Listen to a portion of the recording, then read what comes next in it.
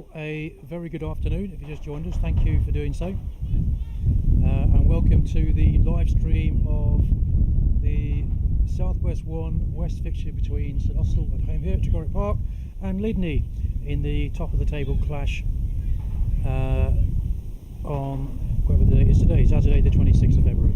I'm sure, like me, you've been all looking forward to it. I have to apologise right at the beginning for sound. We're in a very windy, up in the box, in the Royal Box. It's very windy up here, but I'll do my very best throughout the game and bring you all the pictures and the commentary. And a bit later on, I'm hoping if you can just see him over there, actually, that is referee today, Ian Morgan. And when he's ready, when he comes out for the game, we're going to have his commentary through the game as well. It's always a big help. If I pan across to the left, you'll see St Austell still out warming up. There they are, and I think there's Miles Davies just been called by Ian Morgan, referee. Have a quick chat about what's going on. And Lydney have just come out for the second time, and it looks like there might be a slight clash of shirts today, because Lydney are playing in their away red strip, I believe, and St Austell traditionally play in red and white, but I'll find out nearer the time. I know there's a bit of a discussion about it in the week, because traditionally the home team change their script, do they not? Although that's changed, I think, in modern day.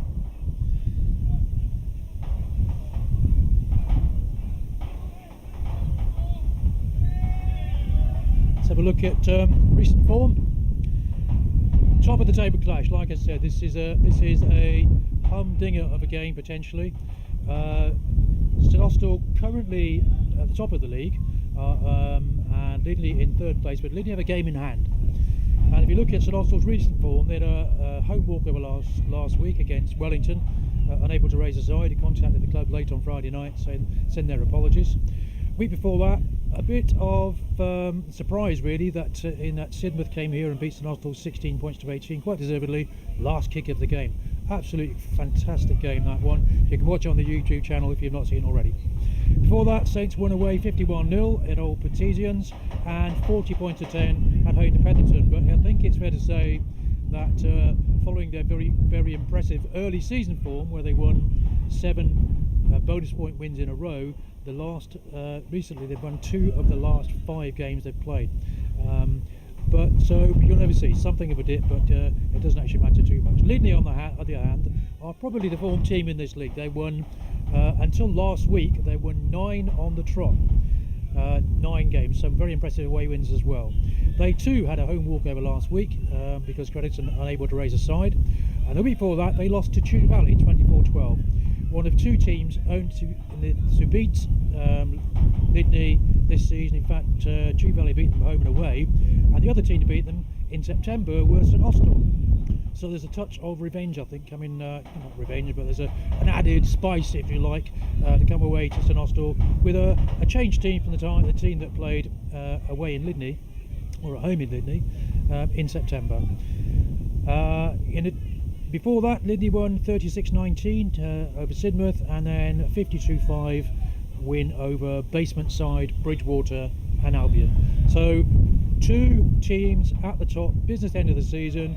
Way too close to call this one, no one really knows, but we're all looking forward to a cracking game. You probably can't see at the moment, but St Austell Rugby Clubhouse is pretty full of people, all in there having their pre-match lunch. They'll be coming out fairly soon for a 2:30 kick-off.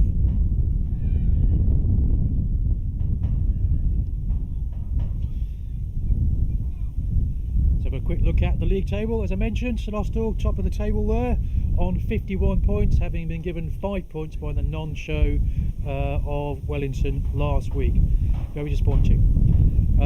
As you can see, St Austell have scored 408 points for and 187 against. Lydney it doesn't show you very well on that there, but Lydney actually are the team with the best defensive record in the league. They've got 166 points against them, and St Austell, I think, are about in third place behind them. So 2 very good defensive sides, but St Austell have a record of scoring more tries and more bonus points, 9 in total. A lot of those are those points are something like 15 a game are to fly half today Matt Shepherd. So there you are, St Austell 51 points at the top, I'm actually looking at that. That's a mistake. That's the wrong league. I beg your pardon. That's the week before. Lydney are actually in 3rd place, and Devil Service is the first. I've told you the wrong one there. My mistake. I'll take that one down. Do apologise for that. I'll try and change that later on.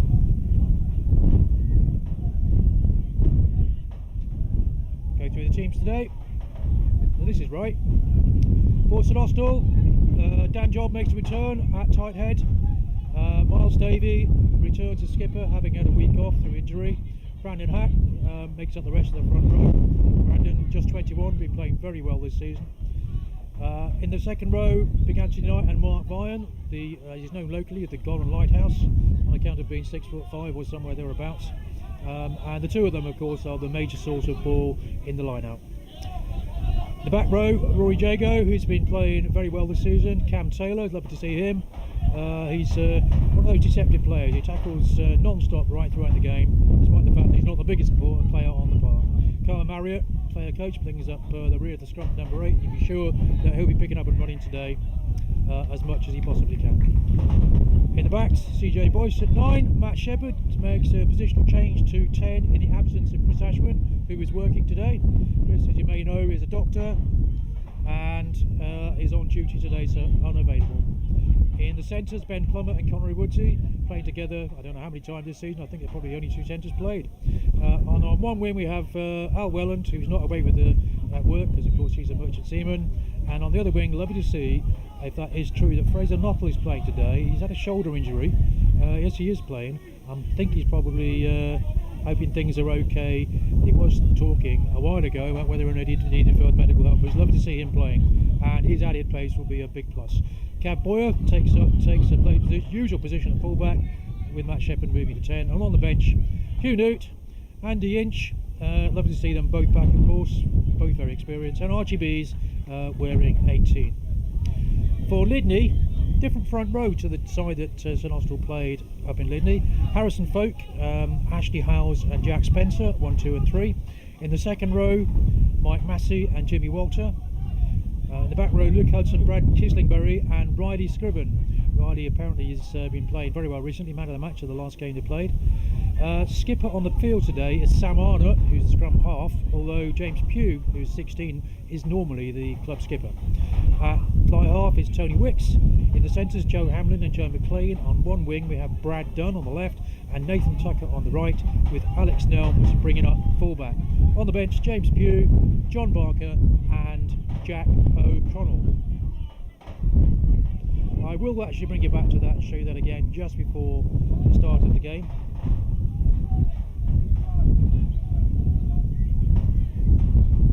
And at this point, this is the point where I have to apologise just in case. As you can see there, that's Lydney warming up.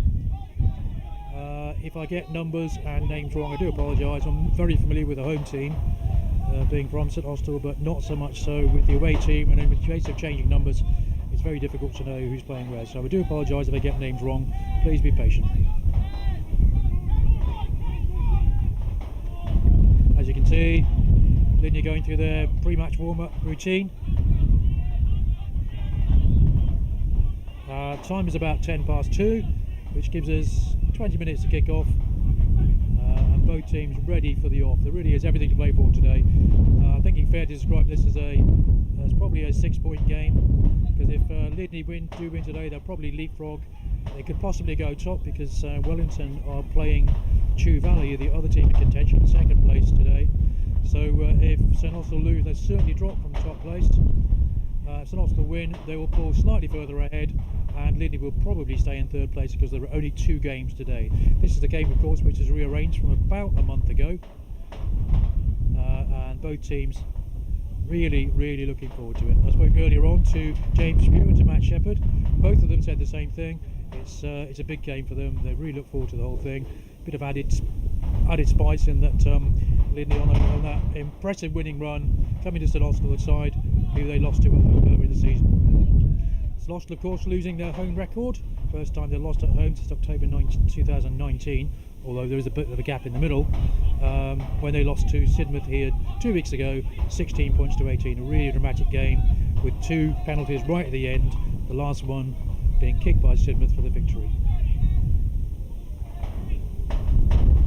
going to leave you with a picture there for a moment while I do some technical things.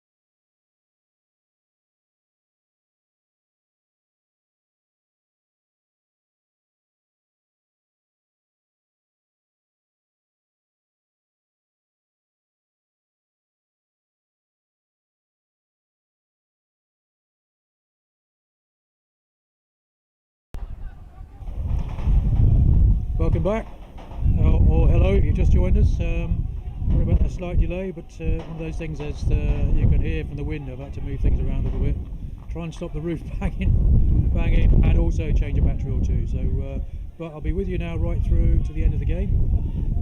So please stay tuned in. Anyone else who wishes to, if you want to get any more notifications and you like what we're doing, please click like and subscribe. And then what happens after that is every time there is a live stream or indeed a new video, because after the game we record the game, after the game we post the highlights and the full game, then you'll get notification of both of those. As you can see, St Austell at the far side going through their warm-up routine. There's Hugh Newt in the background holding the bag, together with Andy Inch on the left of the screen holding the other bag, and Archie B's on the right.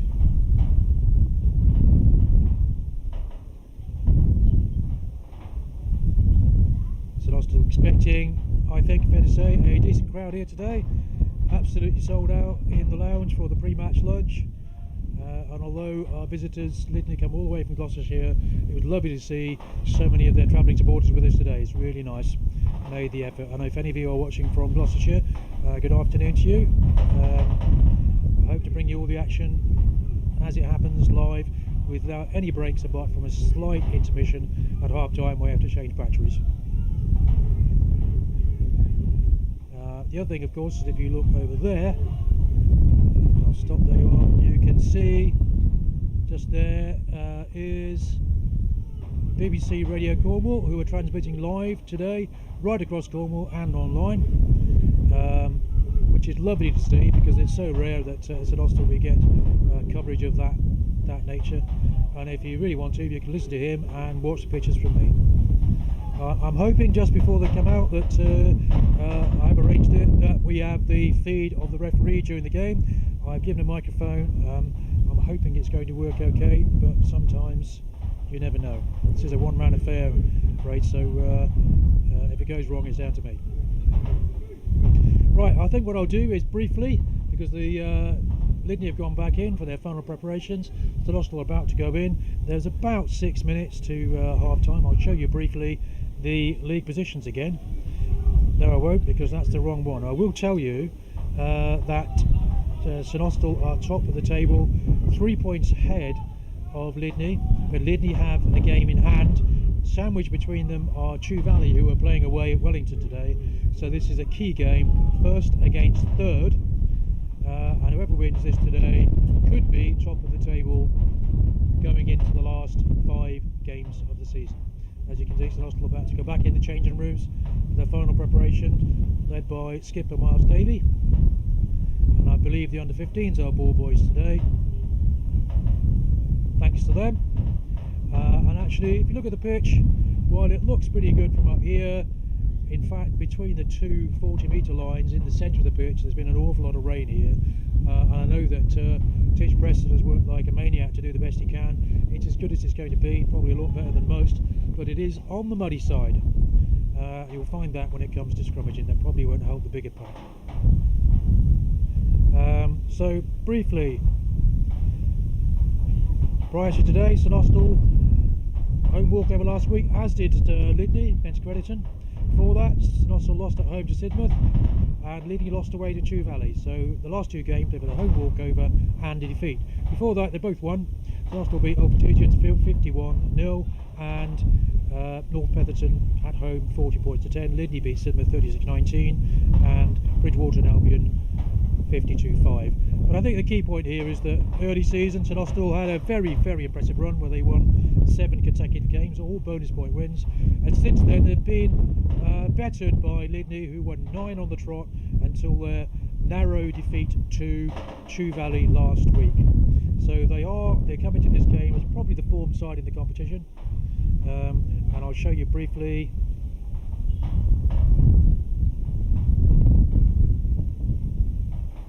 the teams. For St Austell, front row Dan Job, Miles Davies, skipper, and Brandon Hack. In the second row, Anthony Knight and Mark Vine, as usual. Very subtle side, front 5 that. In the back row, Rory Jago, Ken Taylor, and player coach Carl Marriott. In the back, CJ Boyce plays scrum half. Matt Shepherd moves to 10 from 15. On the wings, Al Welland continues, and Fraser Nottwell makes a welcome return after injury, with Ben Plummer and Connery Woodsey in the centres, and Cav Boyer moving from wing to fullback this week. On the bench, Hugh Newt, Andrew Inch and Archie Bees. For Lydney, Harrison Folk, Ashley Howells and Jack Spencer make up the front row. Second row of Mike Massing and Jimmy Walter, with the back row of Luke Hudson, Brad Kislingberry and Riley Scriven. Sam Arnott is kept captain on the pitch today from 9, with Tony Wicks, his half-back partner, in the first 5/8 position. On the wings, Brad Dunn on the left and Nathan Tucker on the right, with Joe Hamlin and Joe McLean. So in the centre, I'll just say Joe, I'll probably get it right. With Alex Nelms at fullback, and on the bench, James Pugh, he's the club captain normally, John Barker and Jack O'Connell. So all we're going to do now is waiting for the sides to come out for a really much look forward to game. I'm hoping that referee Ian Morgan is about to turn on his microphone, in which case we can hear him all through the game.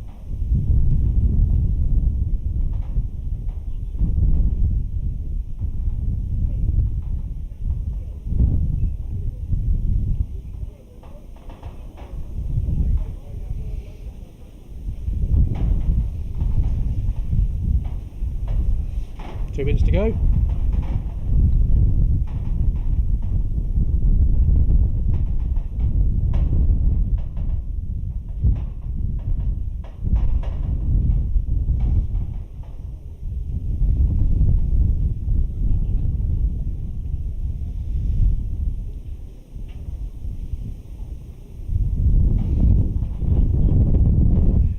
Once again, apologies for the interference from the wind and in fact from the roof of the Royal Box. I'm in here on the far side of the pitch. It's a little bit better than last time I was up here, but it still interferes a little bit with the noise, so my apologies for that. I did try and patch it earlier on, but it hasn't worked very well. Wind is about 20 miles an hour, gusting. Hard to say because the flags are in different directions. It's almost always from the southwest, which is to the right as you were looking. But today it looks to me like it might be from the northwest, and it's the opposite direction because it is a bit colder and the flags are moving in that direction. No significant advantage, I suspect.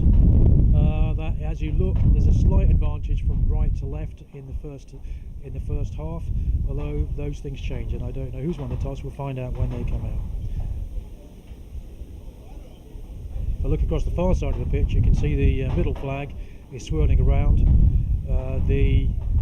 Both flags to the right are flowing this direction, so it looks almost as if the wind is directly from the east, which is not what the forecaster said, but perhaps from the northeast. I think that's probably right. It's coming from over there. So if that is the case, there's a slight advantage from left to right as you look, but I don't think it's going to make any difference at all today, except maybe kicking across the pitch rather than down it. Tell from the crowds, first to come out are visitors to Tregorrick Park, Lydney, led by Sam Arnott, who's captain today, and as you can see, playing from left to right.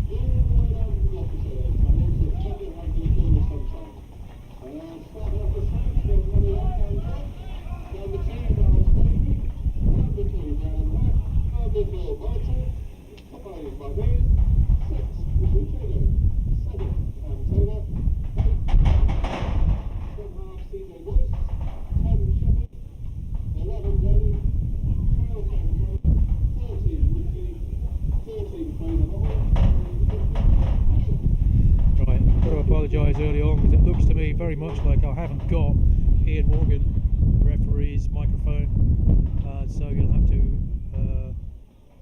listen to me. I'll do the very best I can to explain, and that looks like Tony Wicks is due to kick off.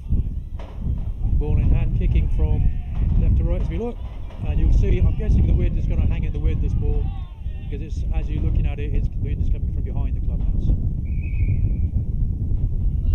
He kicks long, goes as far as Matt Shepherd, who kicks in the opposite direction, right down in front of us for the first line out of the game.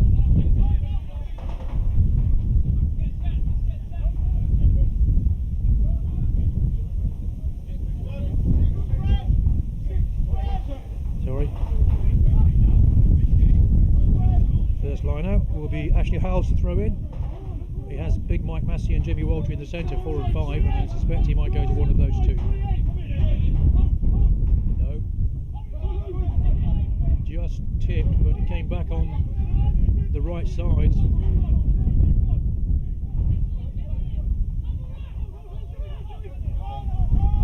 That's Big Joe Hamlin, who's been playing very well recently, according to their skipper.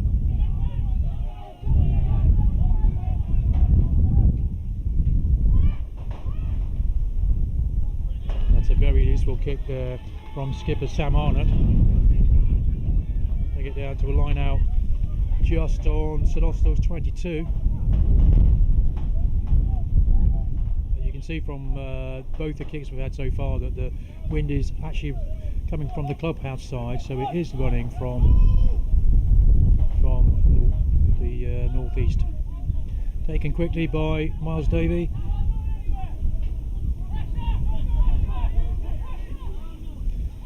Also attempt to get a nudge on there before CJ Boyce gives the ball to Matt Shepherd.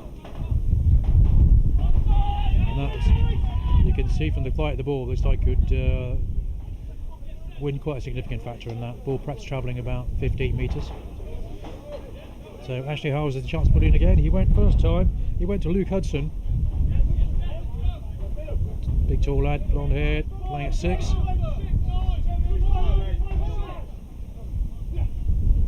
No, goes to the front this time. Arnott passes.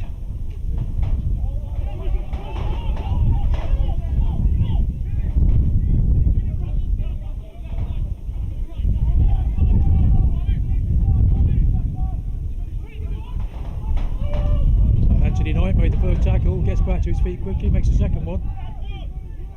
But Lydney retained possession. It's like blindside winger Brad Dunn having a look. And once again, Weldon is forced to chase, and he's a bit forlorn there because the ball was always going to go into touch.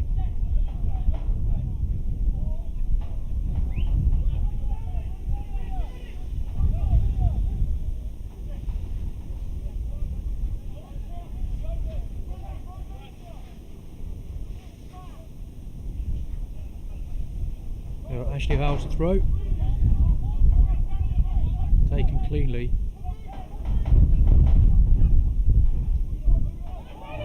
Austell have the ball.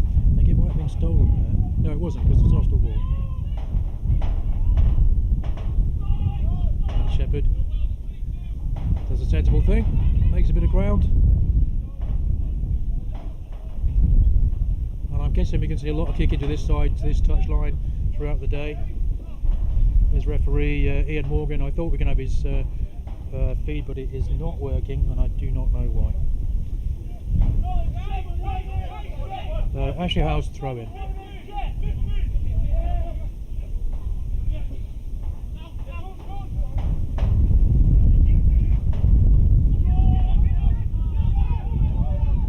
That's number 12, Joe Hamlin.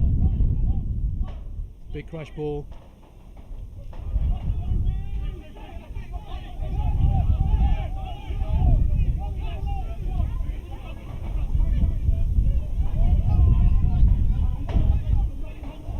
Probably 5 minutes gone, and so far it's fair to say that Lydney have had the better of the opening exchanges. No scrummages so far, 4 line-outs, and they've kept the ball very well.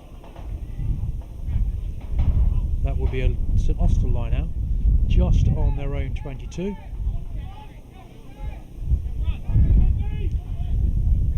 Interested to see which way Matt Shepherd goes with this, with a strong wind coming from the far side. These situations, go-to player is more often than not. Though in that case, it's Carl Marriott at the front, and Miles David goes round to rescue the ball again. CEO Boyce looks to Matt Shepherd, who's going open. Lovely footwork there.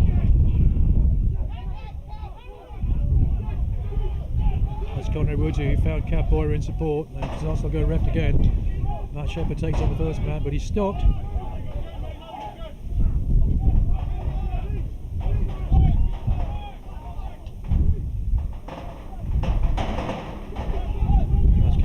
who will run all day and half the night if you let him. And Catboy decides to go deep, but Ian Morgan says no, I think we're offside there, offside in the blacks.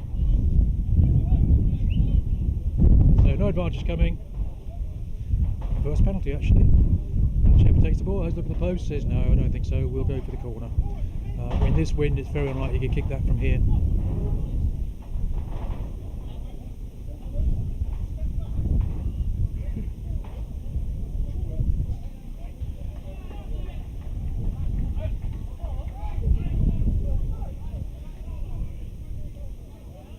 That will be a St Austell line out, about 7 metres out. And these situations, the go-to man is almost always Mark Vine, but you never know. Said that a moment ago, went to Carl Marriott, so David to throw. Goes to Vine. Taylor feeds Rory Jago, brings it back into Miles Davey, who makes a good 5 yards, but the defence is there.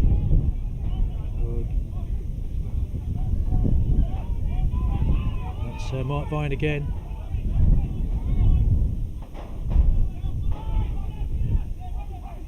Quick hands, comes as far as Brandon Hack, I think. Right under the post, that's Rory Jago again. He'll do that all day, but the ball's been stolen, I think, by Riley Scriven there. And the referee, I think, is going to bring them back for a knock-on. No advantage coming from there, so there'll be a scrum right under their own post to Lydney.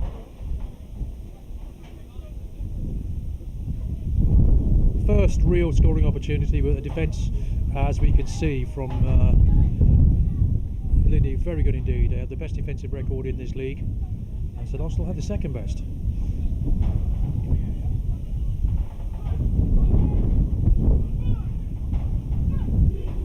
First scrum of the game, and Sam Arnott puts in, and it stays steady. That's a good little nudge there from Tony Wiggs. No messing around, made a good 20 metres there. Bring them back for line out. About 5 metres outside the 22. You can see from the flags there, touch judge's flag and the other two flags. Strong wind blowing across the pitch from the clubhouse side. Miles David throw. Goes to Mark Vine again.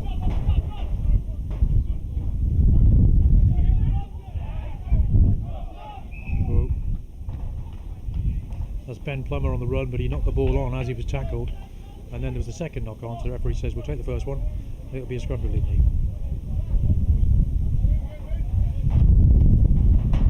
Lydney's front row of Harrison Folk, Ashley Howes and Jack Spencer. There they are.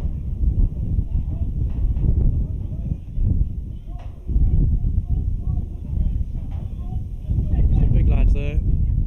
Against St Austell front row of Dan Jobe, here on the left.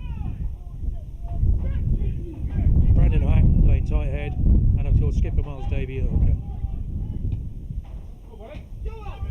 Alex Welland takes it and looks to make some yards, but he's held there by Nathan Tucker. Good tackling.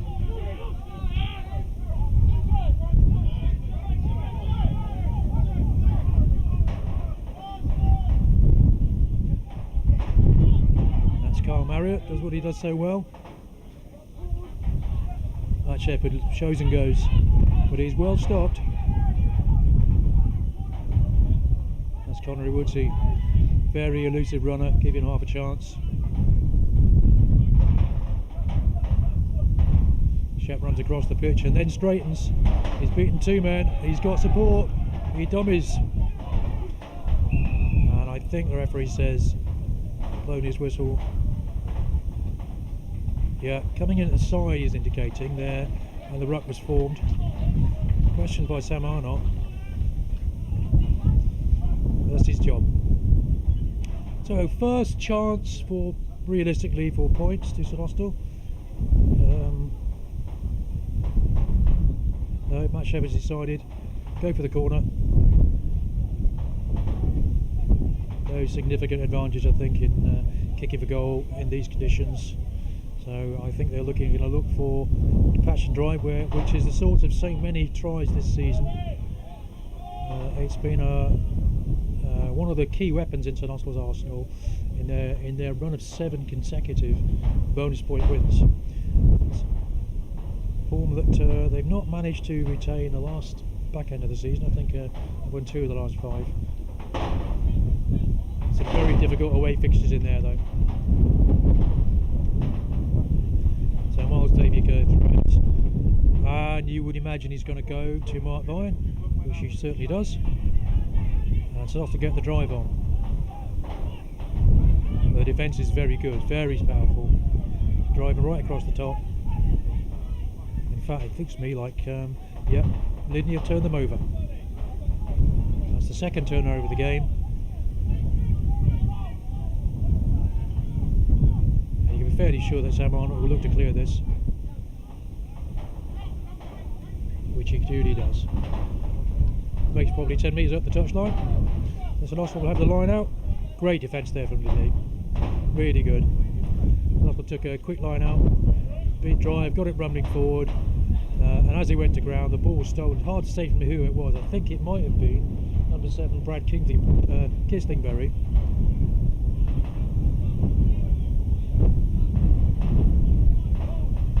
Taken once again by Mark Vine.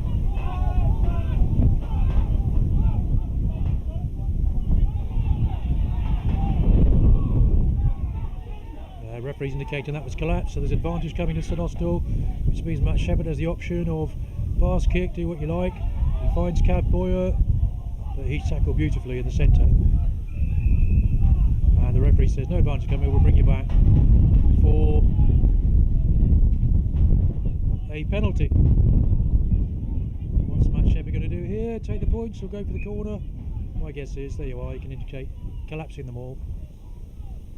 My apologies, I did expect to have Mr Morgan's feed, but it hasn't happened.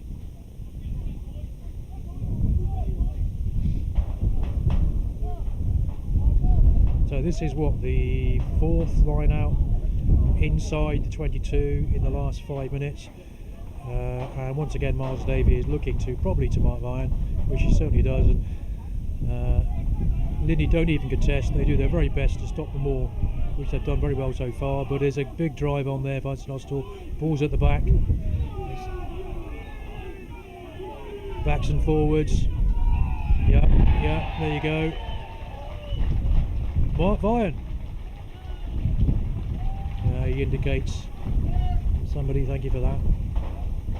Doesn't score many. That was a cracker. So with 15 minutes gone, St Austell get the first points on the board through first of a line out take by Mike Vine. Normally St Austell's tries come from his catching, but rarely does he get on the end of it. Well done, Mark. Farmer from Goran. Now in very slippery and windy conditions, Matt Shepherd's got the chance to add the 2, and you'd be fairly sure that he'll want to score, continue to score early on.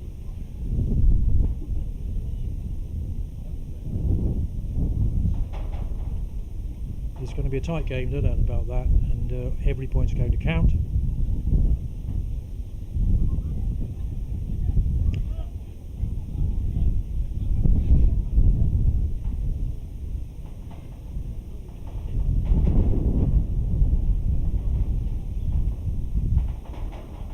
Guessing Matthew's going to aim for the right hand post as we look, because the wind's going to bring it back, but it's really hard to say.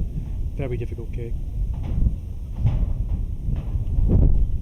Yeah, he aimed for the right hand post, but he's pushed it way to the right. So the score remains 5-0 to St Austell. Try to Mark Vine.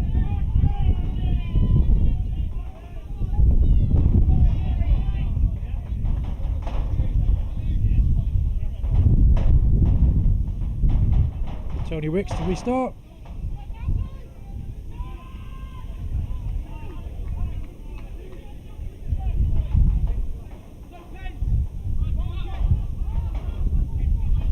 Shepherd runs again.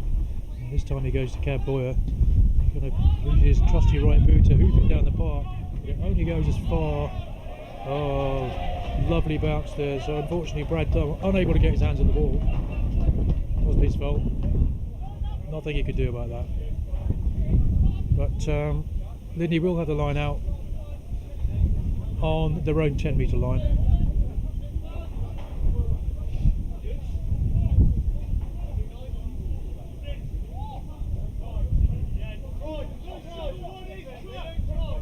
Ashley Howell's throw. Oh, it looks like it almost stolen there by Rory Jago, but no, Lydney win it. I think it was Mike Massey got his hands on the ball.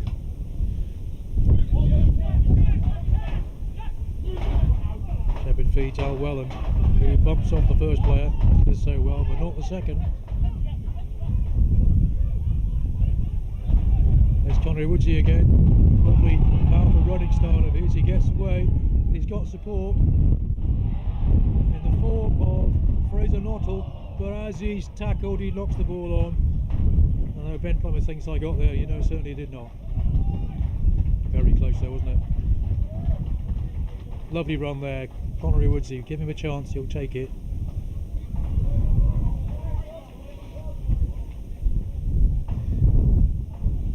I think it's the first time we've heard the crowd today. Probably stand is probably, I guess, 3/4 full. I'm guessing probably in the region of 300 or more people here, which is rather nice, bearing in mind that the Lydney supporters are going to come all the way from South Gloucestershire, very long way. Lovely to see them here, really is. And if you're watching from up there, I hope it's less windy than here. Sam Arnott puts in.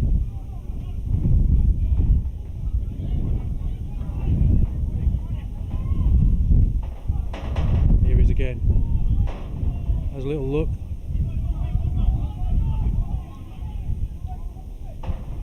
That's Luke Hudson with the ball.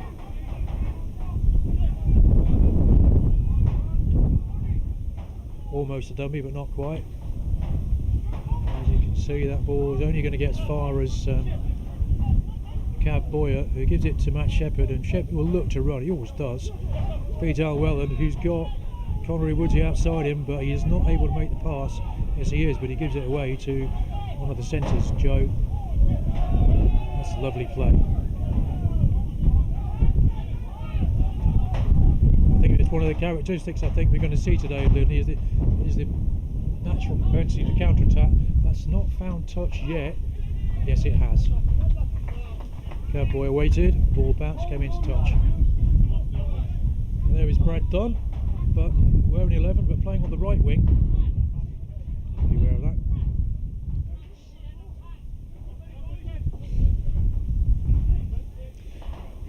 So far there have been, I don't know how many line-outs, probably a dozen, and I think Mark Vine's probably taken 4 of those.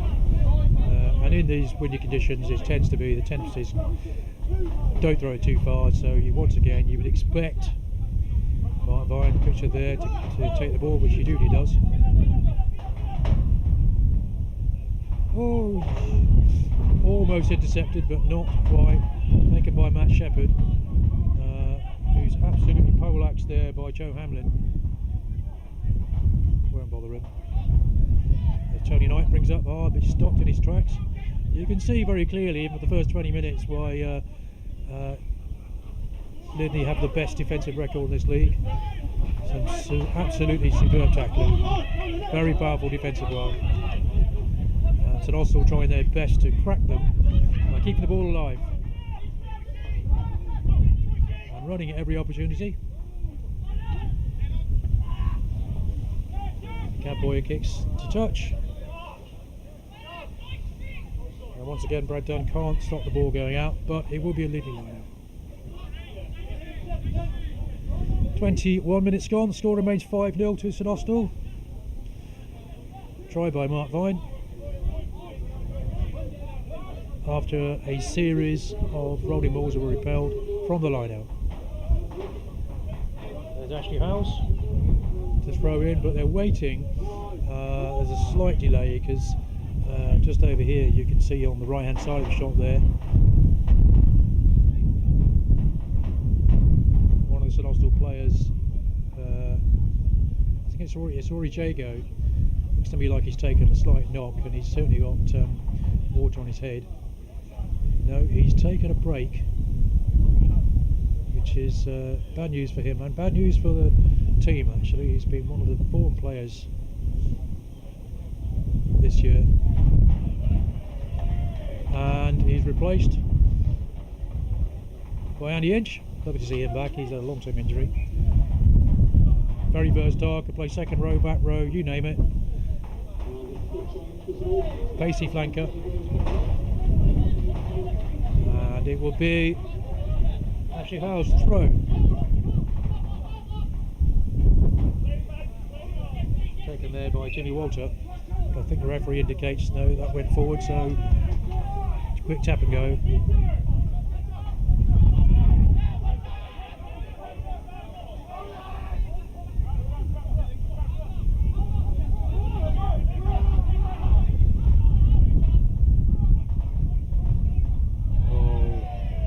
Unfortunate, but I think the referee might have been playing advantage there for an offside further back. Yes, he is. There's a penalty advantage. Nothing came from it, as you can see. He's indicating not 10. So Lydney retain the ball, and Tony Wicks looking to make some yardage into touch, which he usually does.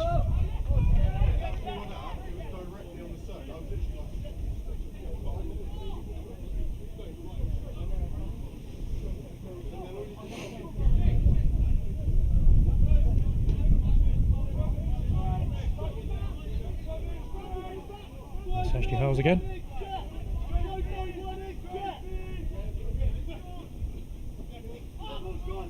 Taken really cleanly at the front there.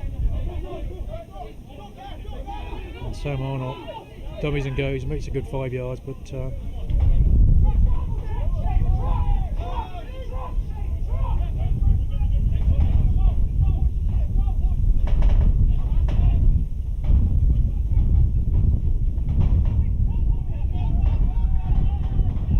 two Joes in put my arm in the air, but Connery Woodsy made a big tackle. And that is, I think, that is Nathan Tucker on the far side. He's playing, wearing 14 but playing on the left wing. And that's a lovely play. About 5 metres out, if that.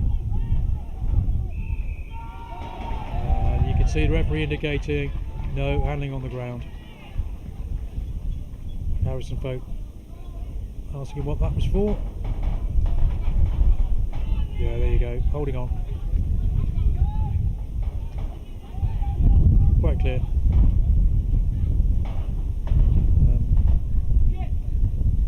Gives Matt Shepherd a chance to relieve the pressure, but he's kicking against the wind, so I'm guessing he won't be going that far. Keeps the ball very low. Hits the roof of the clubhouse. And there'll be a line out just inside St Austell's 22.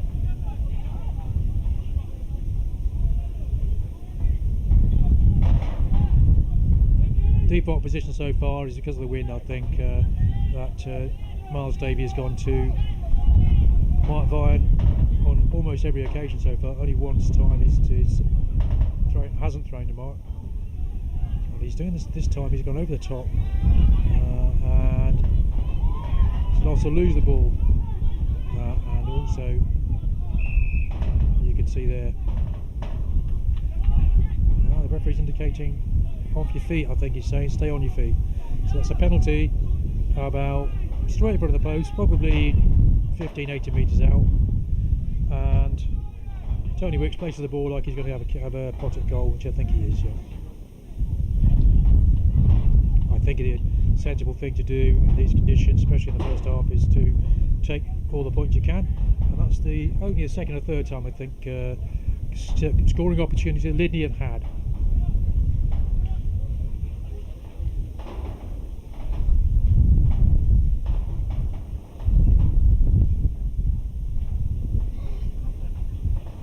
I think that's Tony Wick. It's hard to say from here.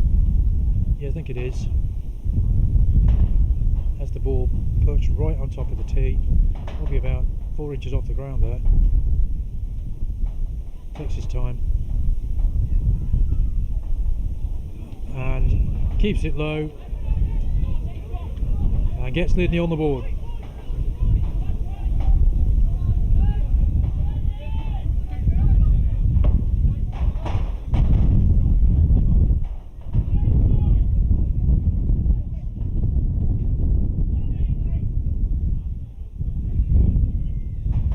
So with about 12 minutes to half time,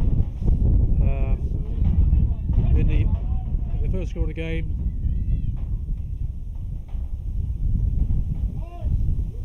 the score is 5-3 to St Austell, and everything to play for, as we all know.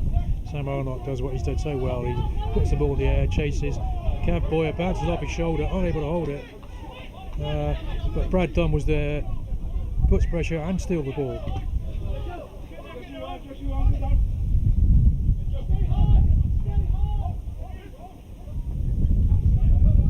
Both teams showing a really lovely willingness to run the ball at every opportunity, except when you can use the wind like that. And here goes Carl Marriott, who says I can kick as well, which we know he can.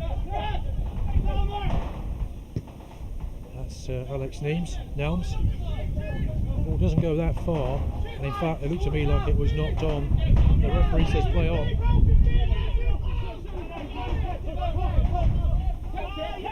Lovely counter ruck there by Lydney's big forwards. What a lovely steal. And they go wide.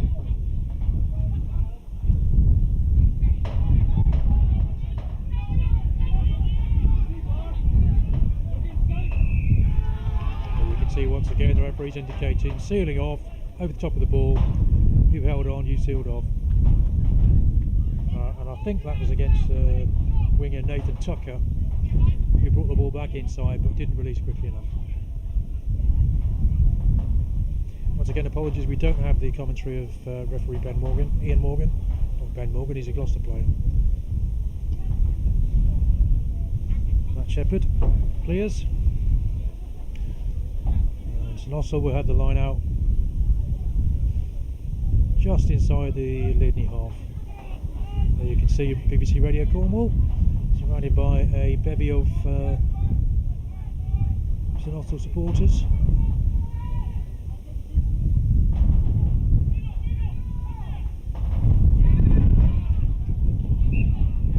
The ball wasn't straight, but Matt Shepherd thought it was away. The referee's indicating no, it was knocked onto the back there. I think it might have been Carl Marriott.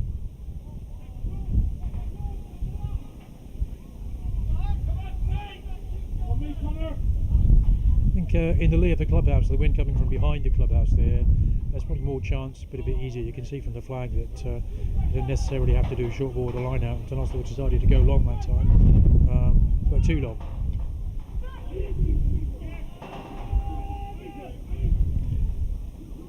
Good scrummage there from Lydney.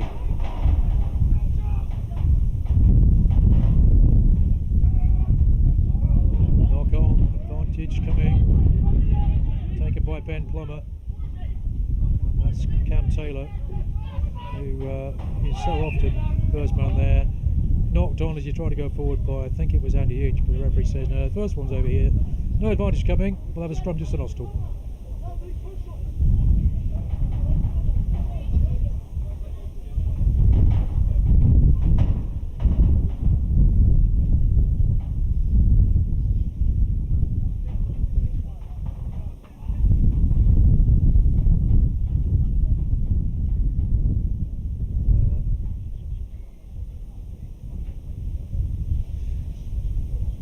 Slight delay due to Alex Nelms, fullback, who's taken a bit of a knock, so he's okay on his left knee. I think he's probably fine.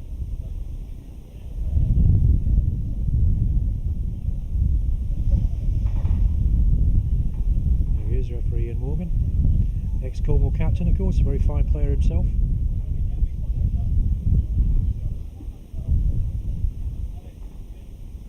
Player, coach, no referee.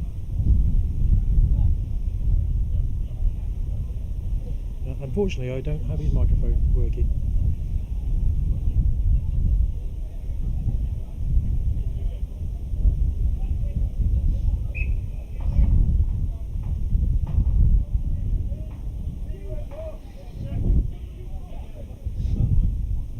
It will be a St Austell scrum from the knock on. CJ Boyce put in.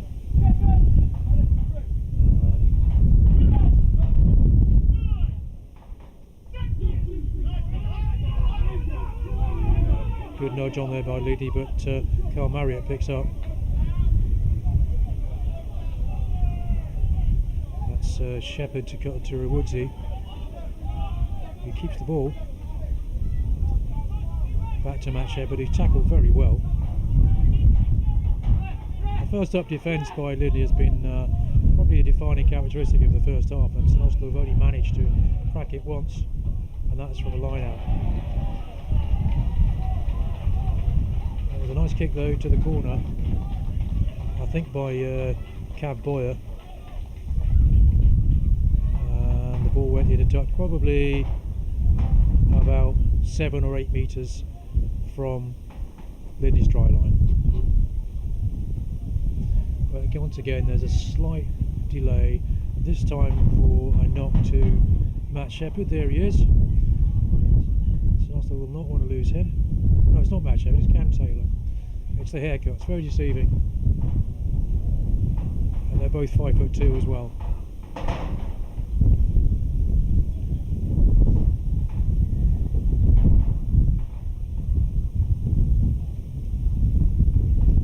Cam Taylor, very impressive young man. He's like a human dynamo. He's still limping.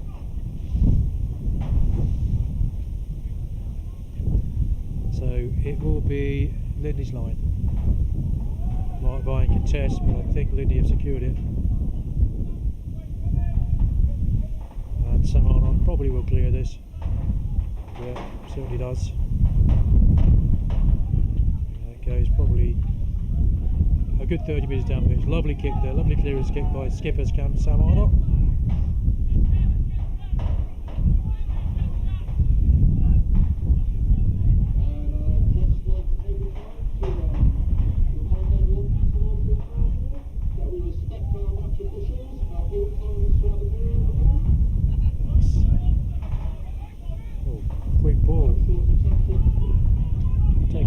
There, obviously a planned move. Oh, unlucky. It was Brandon Hack who was unable to hold on, despite the fact St Austell won a quick line out.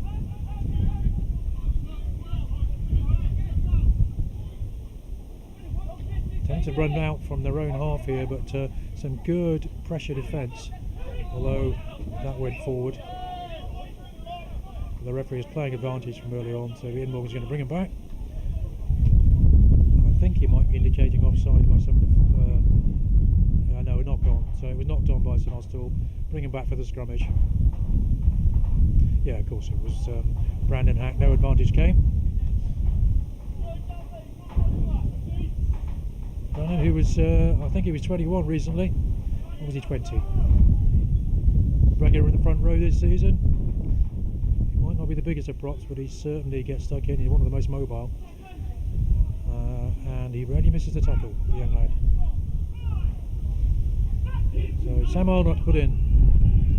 Once again, did a very solid scrummage, get a nudge on.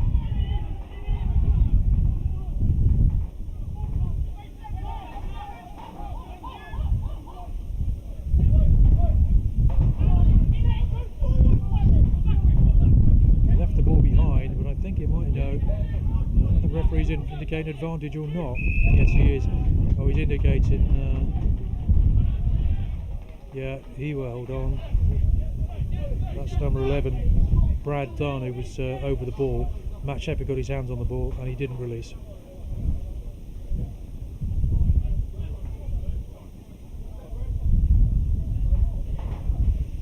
So as we approach half time with about, by my clock, about 4 or 5 minutes to go, but the mind doesn't matter.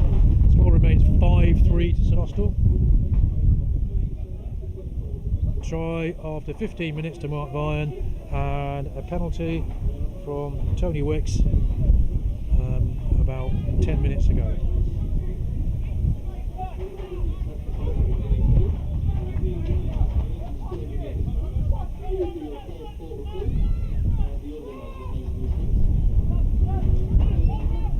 Miles Davey, PE teacher. Skipper for, I don't know how many years, 5, 6. I haven't kept count, it seems like a lot of line-outs today. There's Ashley House. I think in these conditions you have to admire the throwing in so far. There have been very few, only one not straight. He's got Mike Massey and Jimmy Walter second rows, but Luke Hudson has been his favourite so far. Although this is against the wind, he might choose to go short.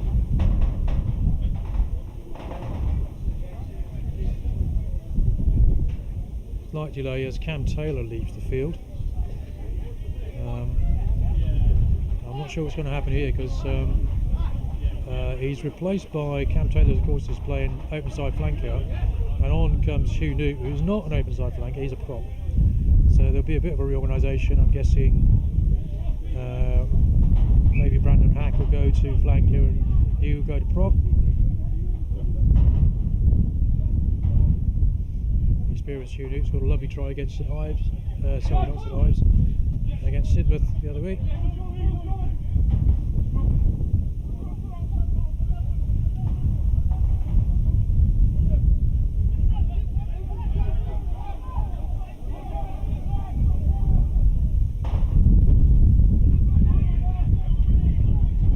There's an injury there. The referee is, I think he needs to hold up. Looks to me like it could be Tony Wicks. The referee's playing advantage, playing a penalty, but he doesn't look well. It's not good news.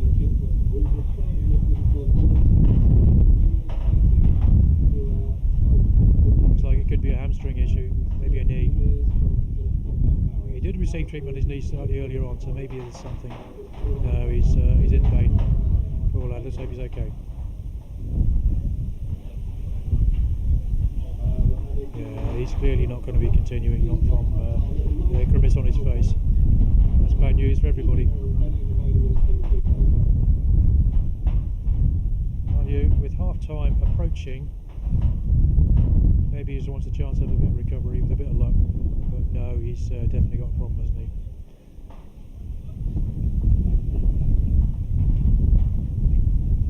As you can see, referee Ian Morgan is waiting to see how he does, and he's in, and the restart will be with a penalty.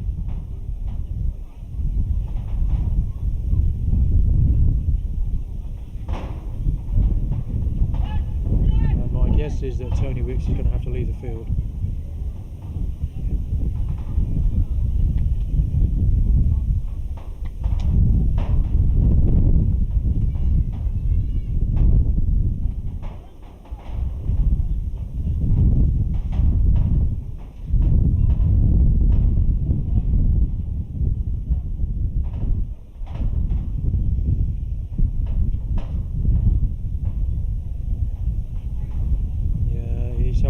But he's certainly not going to continue. He's not very keen to go off though, is he?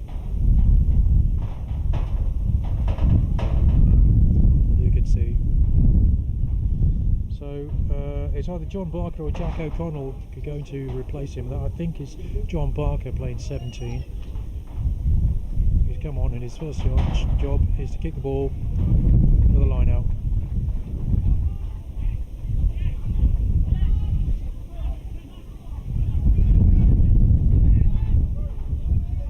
Two players lost in the three actually, so Austell have lost Rory Jago and Cam Taylor, and now Lydney have lost Tony Wicks.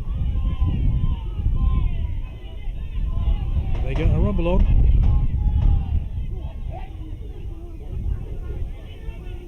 Sam Arnott conducting affairs there at the back, and he decides to go open. He's got an overlap here.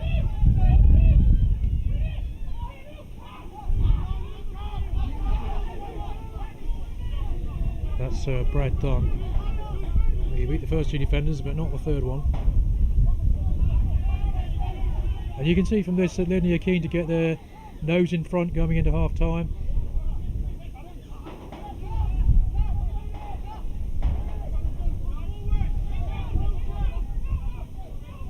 It's a good run there by Joe. No, referee says you can't do that.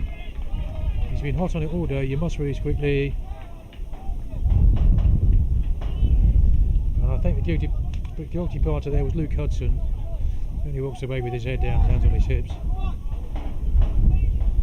Half time approaching, must be fairly soon. Matt Shepherd decides we'll get the ball into touch.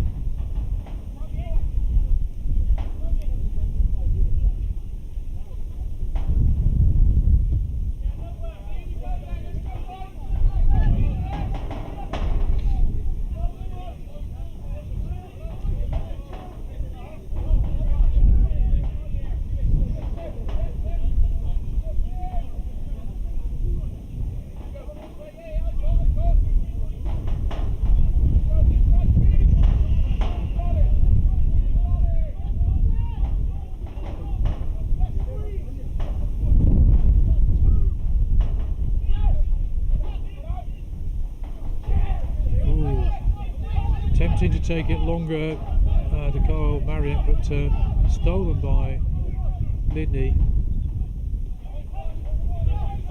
It's forward to start to get their tails up, I think.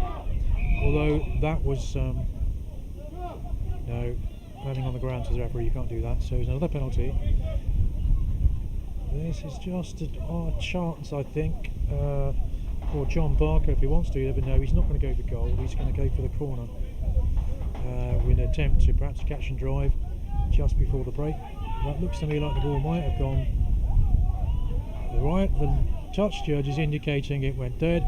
Referees say it didn't, so there'll be a line out 5 metres out.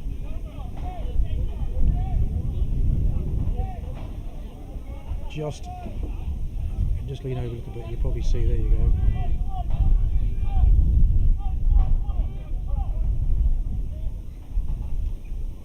Taken cleanly at the back. No, not taken cleanly, knocked on. 2 knock-ons. So it looks like Lydney can have the scrummage right onto Austell's 5 metre line. Give them a chance to a great attacking opportunity just before the break. Trailing by 2, but if they score this, they can be up by 3. Up by 2. Matt's letting me down there. Now, so far, I think it's fair to say that the Lydney scrummage has probably had a slight edge on St Austell, but there's been a few changes, and Hugh Newt's just come on. A bit of a renowned scrummager in these parts, but we'll see what happens now. Sam Arnott puts in. St Austell do get a nudge on, but it's picked up at the back.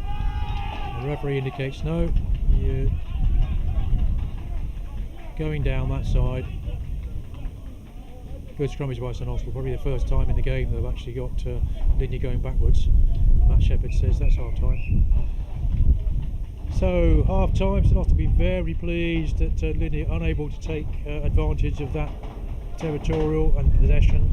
And half time, the score is still St Austell 5, Lydney 3. I'm going to take a very short break. I'll be back with you very soon. I do have to. No, I don't.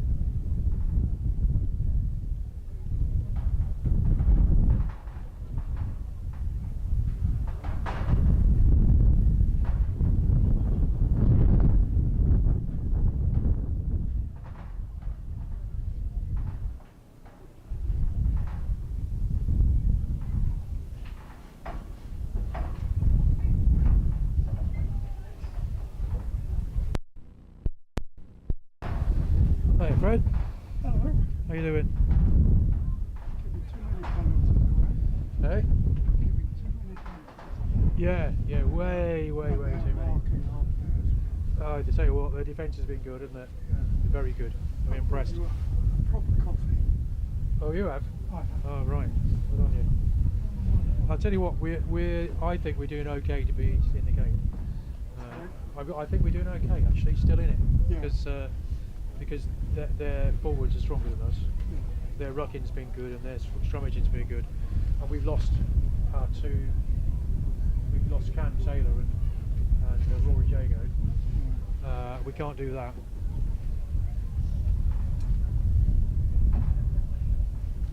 That's what I say to myself. Why do we get all these injuries?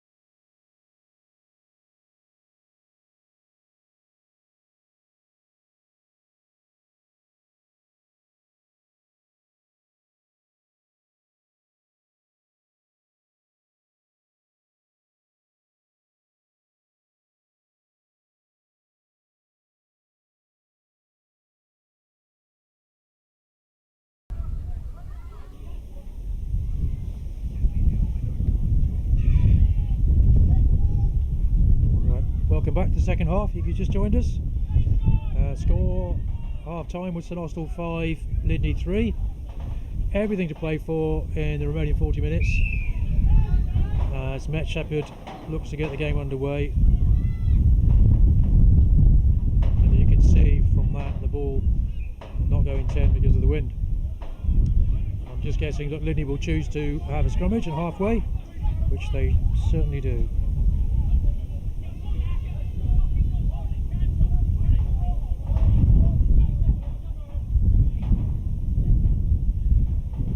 There's the all-new front row St Austell of Hugh Newt, Miles Davey and Brandon Hack.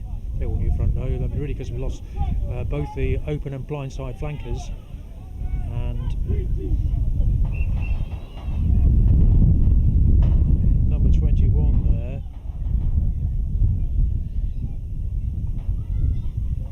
that's Miles Davey, who's playing on the flank. Which means that I can't see.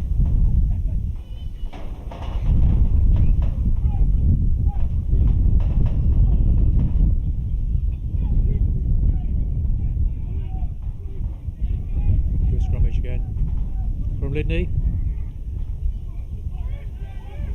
That's Joe Hamlin. He's had a big game in the centre, very strong runner. He was stopped well there by Andy Inch.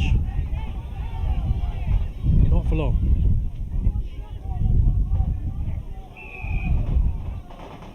Yeah, high tackle. This will give John Barker the opportunity to, who I think is taking over the kicking duties. He's replaced Tony Wicks, who had looked like a hamstring injury late in the first half. And that ball has not gone to touch. It's taken by Al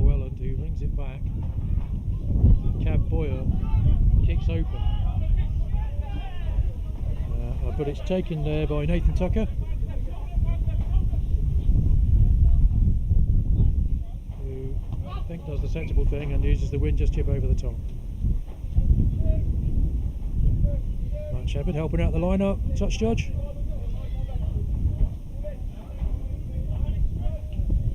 That was Nathan Tucker did very well there, I think, to not only catch the ball but make a good 20 metres in reply. There is Mark Vian who steals it. No, doesn't steal it, it's his ball.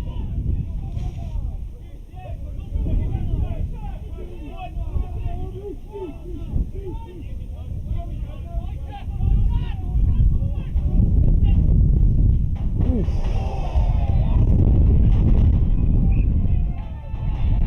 Big tackle there by Joe Hamlin. Suspicion of it being a bit high, but I don't think Connery Woods is going to complain. Rarely does.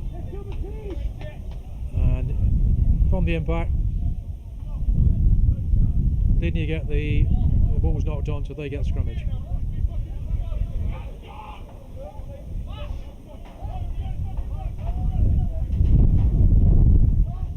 He's had an impressive game so far, Joe Hamlin, and just reinforced his defensive capabilities just there, letting Connery Woodsy know that you're going to run at me, you're going to know about it.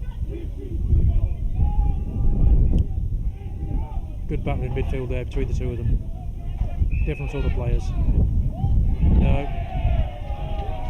You've gone round, you can't pick it up to the referee.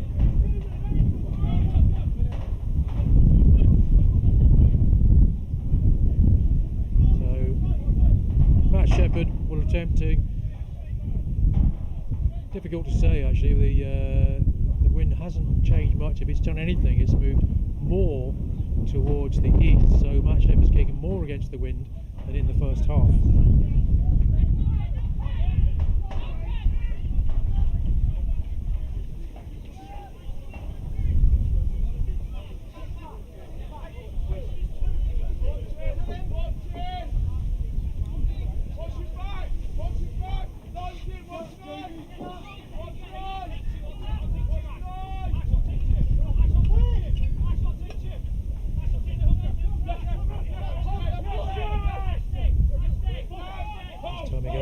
Once again, Devine doesn't take it cleanly, but he does win the ball.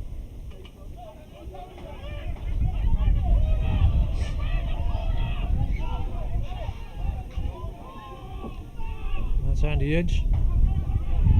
Goes to Ben Plummer, who has Connery Woodsy on the outside. The referee's saying no, high tackle in the middle here. It looks to me like a bit of argy-bargy going on over there.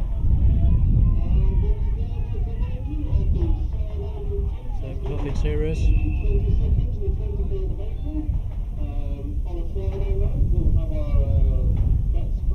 There's Fraser Nottle, something to take exception to something that happened.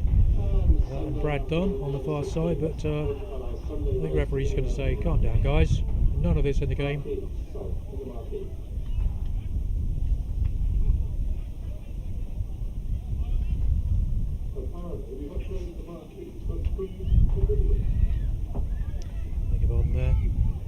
There you are, Ian Morgan having a quick chat with Miles Davey and Sam Arnott, skippers, saying don't spoil the game guys, it's been a great game of rugby. If I could lip read I could tell you what he's saying, but I think we all know.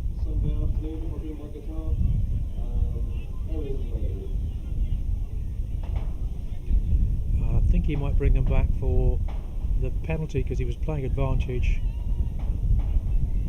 for a high tackle in the centre, which is under the posts, and it's just an opportunity for Matt Shepherd to perhaps nudge St Austell slightly further into the lead. Or would he go for the corner? No, he's going for goal.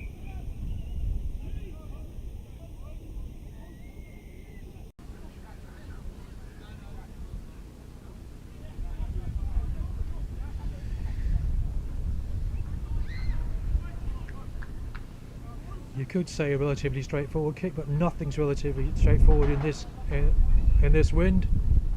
Still gusting, my guess is 25 at about 40, and it affects everything that happens, particularly the kickers.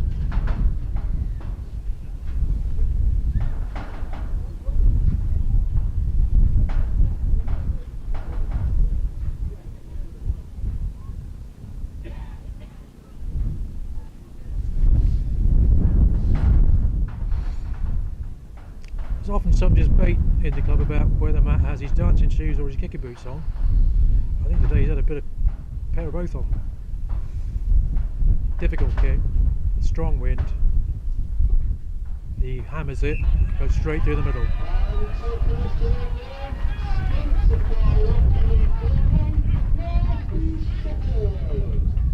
First goal of the second half.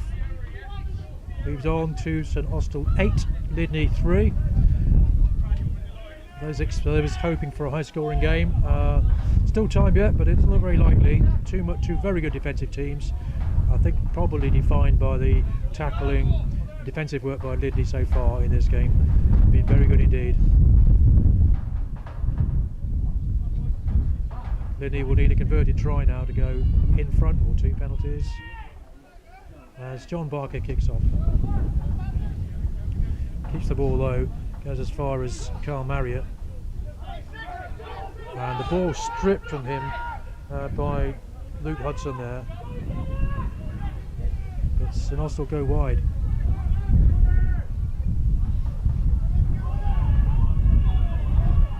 Once again, some outstanding tackling in the backs there. Referee says no. Make the tackle, get away.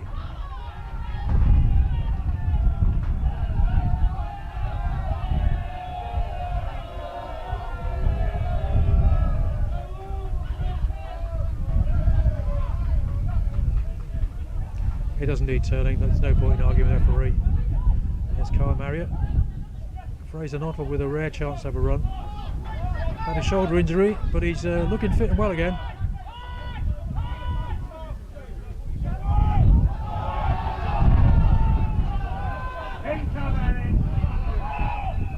Yeah, I think referee's blown up again there though. 2 tackles, I think one of them was certainly higher though, and possibly the referee might have a word now.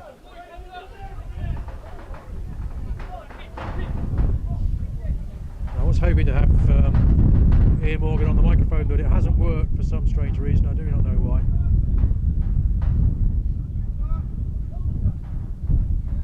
He's talking to Sam Arnott about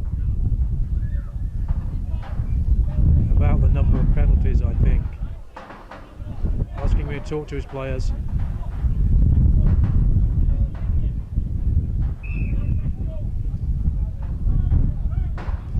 There's Matt Shepherd.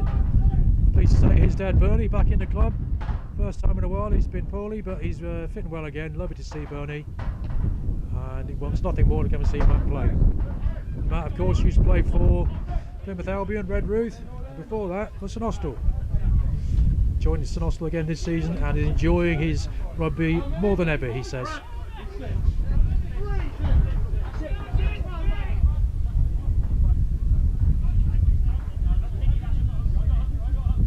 David throw in, taken beautifully there at the top of the line out by Mark Vian, and St Austell get a rumble on.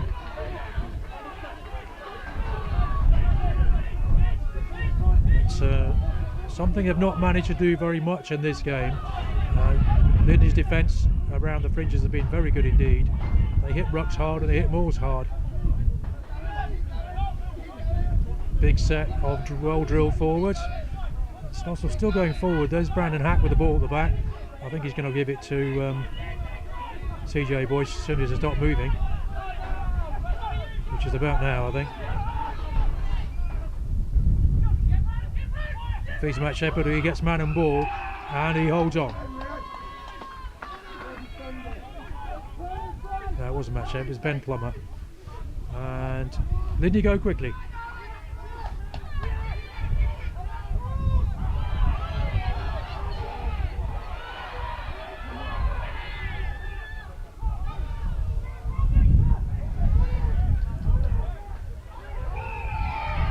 Run by Brad Dunn there, but once again a fence on the ground, not releasing. Hard to say who that is. I mean, Brad Dunn was the last one up. No, it wasn't. It was Harrison Folk. What on earth is he doing there? Great pace for a prop, very impressive. So from attack to defence in the space of about 30 seconds, and Matt Shepherd has the chance to clear his lines, which he duly does.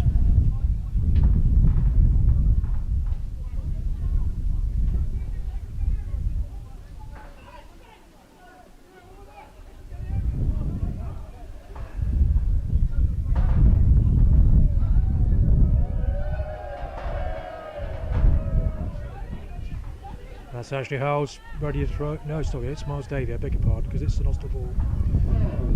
So far, had a quick throw. Brandon Hack at the front, and he comes around and collected himself. There's Miles.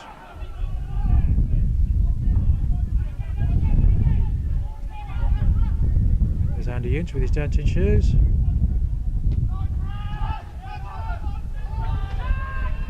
Alex Nelms has the chance to reply with a bit of interest. He chips the chase. The ball goes straight into touch, so he'll bring it back for a line out further up. Very difficult in this win. Right idea though.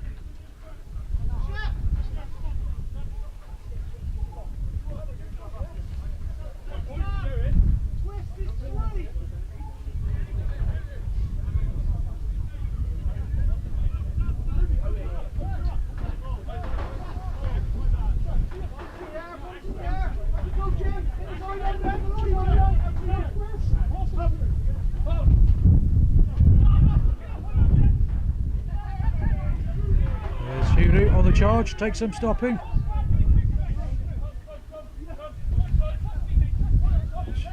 Shepherd takes the ball, steps back inside, but he's met by two defenders.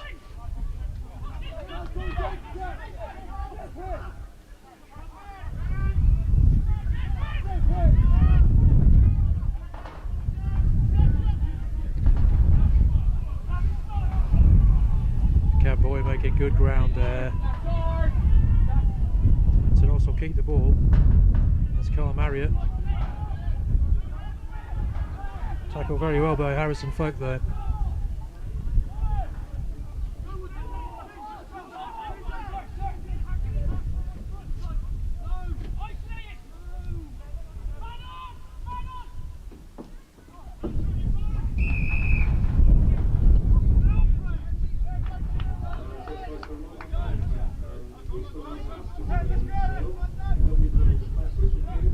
Nudge through by Matt Shepherd, didn't work on that occasion. The referees give a penalty, I think, because the man was in front. It must have been, hard to say from here, it must have been Fraser Nottle. He was the one who was chasing the ball.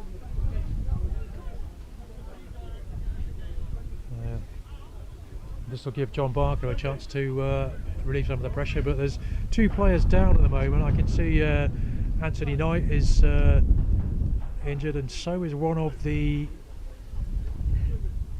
It doesn't look good at all. There they are, the pair of them. I think it could be either Joe Hamlin or Joe McLean. Really difficult to tell this far out. Let's hope they're both okay.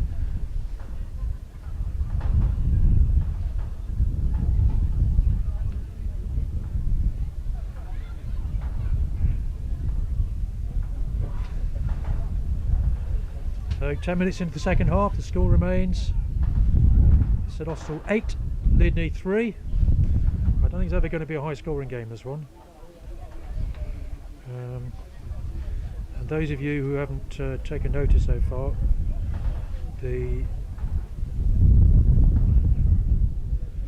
currently the score in that other game being played today is Scotland 10, France 26. Of course, the other game that matters today is Wellington at home to Chew Valley. Depending on the result of this game, one of the three teams in that, either St Austell, Lydney or Chew Valley, will be top of the league at the end of today. If it stays like this, it might be, so it probably will be St Austell, but a long way to go yet. That's a lovely nudge there by John Barker, making a good 25-30 metres out of defence there.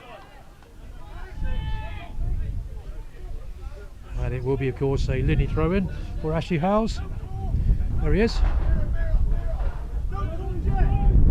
Very mobile hooker, that lad.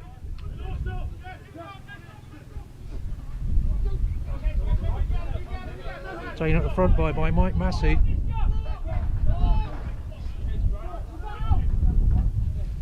And Sam Arnott puts it high.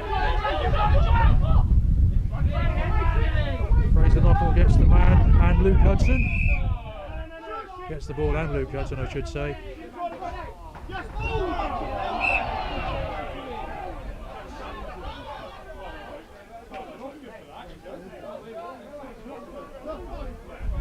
That's Joe McLean there, who got in the way.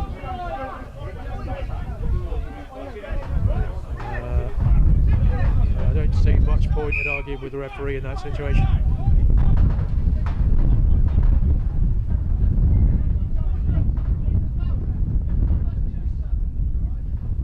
So the referees have moved back up the pitch for a bit of back chat.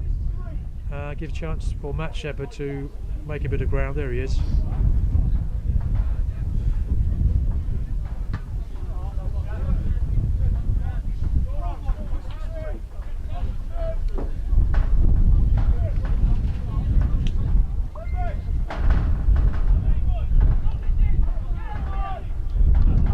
Again against the wind. Looks like Mark Vine has moved to further back in the line out, but he sometimes jiggers around a bit, and I suspect he'll come near the front. No, it looks like it might be Cal Marriott they're going to. No, it's got to be. Who knows? Oh, but it's stolen by. I don't know who it was there for Lydney, but Lydney go wide straight away.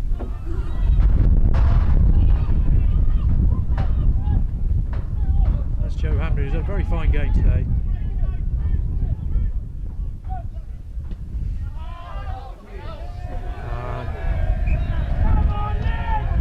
John Barker misjudged the wind, so they'll bring it back to the line out from where he kicked it.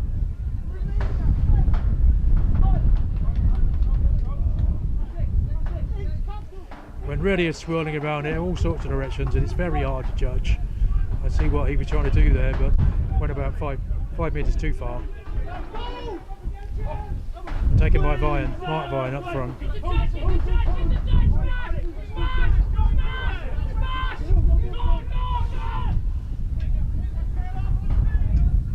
That's Ben Plummer, who's met by the hard tackling Luke Hudson, who's also had a very impressive game today.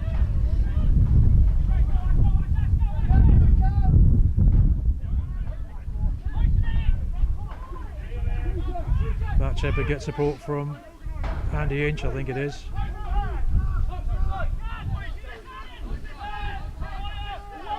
And Marriott makes the hard yards.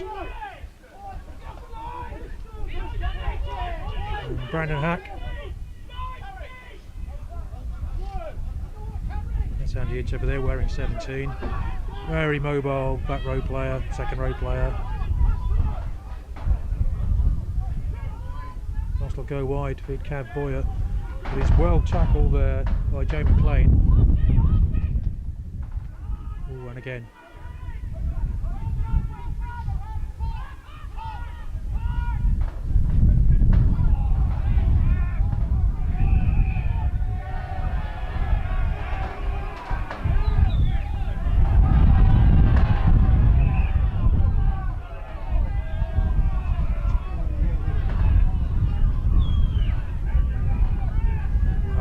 Opportunity for the referee to have a stronger word than he had so far. There's been 3 or 4 incidents now of off the ball argy-bargy, which is all a bit irrelevant. Yeah, he's going to get his card out of his pocket, and I think he's indicating, it's hard to say who it is from here.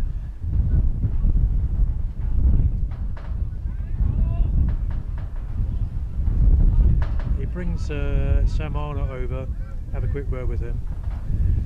I think it might have been Nathan Tucker.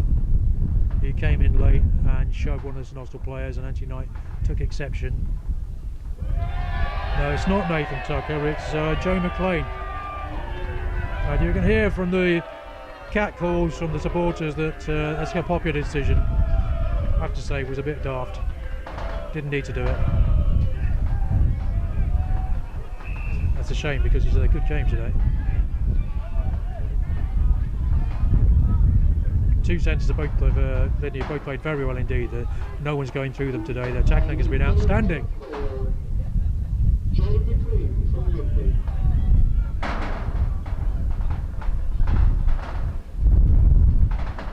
about 20 minutes to go, or slightly less. St Austell deep inside Lydney's 22. Lydney down to 14 men for the next 10 minutes. An opportunity for St Austell to perhaps to get slightly further in front, leading at the moment by 8 points to 3. Penalty, Matt Shepherd, another penalty to Tony Wicks, who went off earlier in the game. And they only tried the game to Mark Vian after 15 minutes. There he is, he's just taken the ball in the line out. Austell unable to get that going forward. Good defence once again. No, they have got it moving now. Lydney backs and forwards joining in, trying to stop them all from crawling forward and more and more. Still 20 metres or so to go, but they'll keep the ball tight, except for who knew.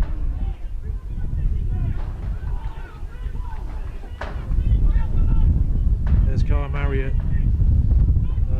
Once again, another tackle by Luke Hudson, who's had a very impressive game. Matt Shepherd looks to go. He's got Cav Boyer outside him. And Cav's short, but no, he isn't. He scores. Takes 2 men over the line with him for the second try of the game. Or is he indicating no? No, he's indicating he didn't. No, he's bringing him over. He might even be showing me a yellow card for dissent. He's not him. He's talking to Sam Arnott. And he's indicating, yes, red card. Red card to number 15, Alex Nelms. And I did not see what that was for. But it's certainly not pleasant. It might have been a use of bad language in the referee. But that certainly has going to influence on the game, because they're now down, Lydney down to 13 men at this point.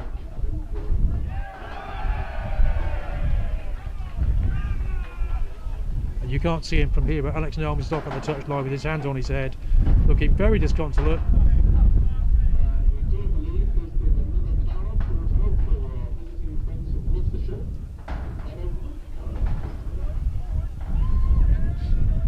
Really difficult to know what that was for, but red card it is. And St Austell get the try through Cav Boyer to move them on to 13 points to 3 with a, let's be honest, very difficult conversion attempt by Matt Shepherd coming up, being held by the try scorer Cav Boyer. If he gets this, it'll be quite a remarkable achievement. That's a good attempt, but it drifts away to the right in the wind. But St Austell hold advantage now, 13 points to 3 with about 15 minutes to go. And more significantly, currently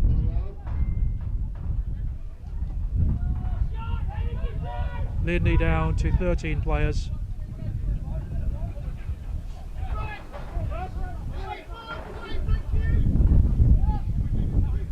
Now St Austell tails up, having a run. There's Brandon Hack.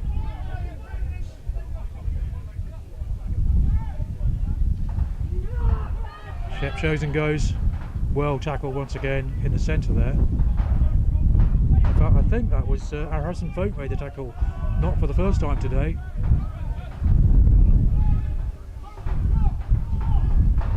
Now Lydney are going to have to play their hearts out. First of all, with the 2 men down. Second, because they're 10 points down, and they're going to have to score twice if they're going to win this game. And Matt Shepherd does the sensible thing, puts the ball way down the park in the absence of a fullback, and the ball just rumbles into touch, probably about 7 or 8 metres away from the Lydney line. You can hear from the crowd, so also with their tails up, and if it stays like this, they will stay top of the league, but a long way to go yet.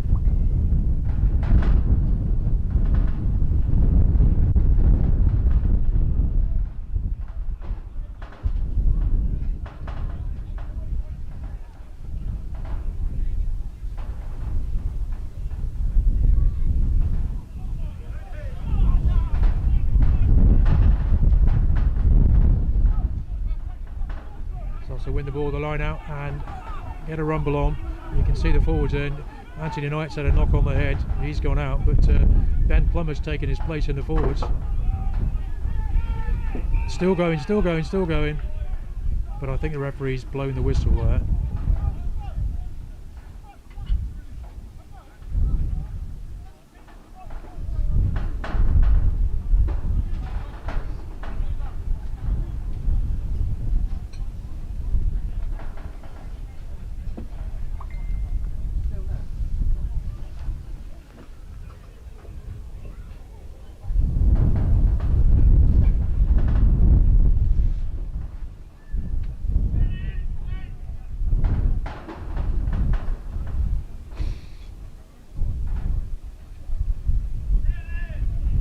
There's an injury to Anthony Knight.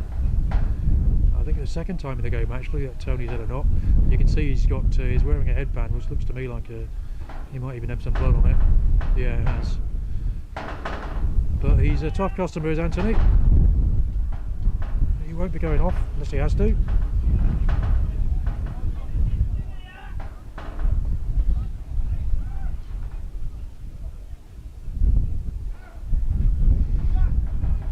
So 13-3, Lydney currently playing one man in the bin, one man in the red card, and that was fullback Alex Nelms, and we don't really know what it's for. May have been back chat to the referee, or perhaps the use of bad language, is hard to know. After St Austell scored their second try of the game through Cav Boyer. Sam Arnott puts in, and did he do what they've done all day? Have a look, have a run.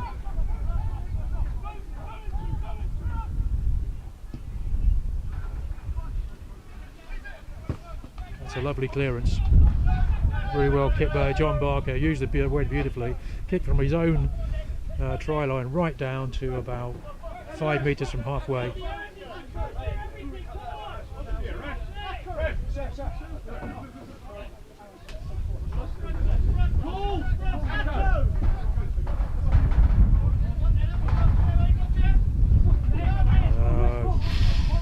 Trying to get Mark behind, but it was stolen there, I think by Jimmy Walter. It's a bit like American football there, isn't it?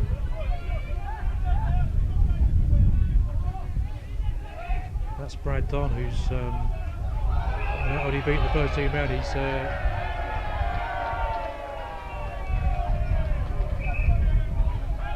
but the referee's indicating he held on. Marriott has a run.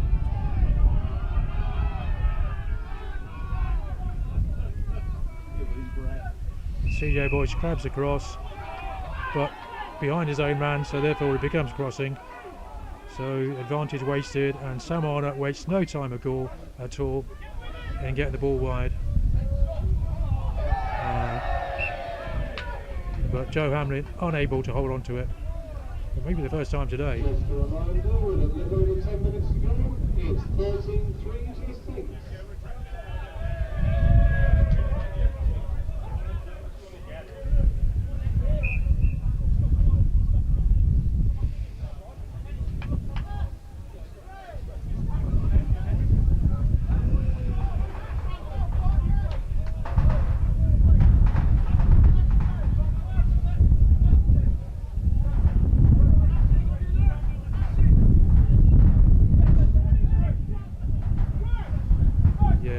You can see the change of front row there.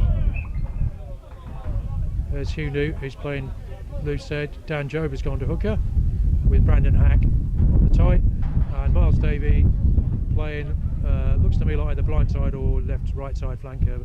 Makes no difference with Miles, he can play anywhere. With Andy Inch. So all three replacements have been on due to injuries. And not surprisingly, St Austell on this occasion managed to retain their own ball. CJ Boyce has a run.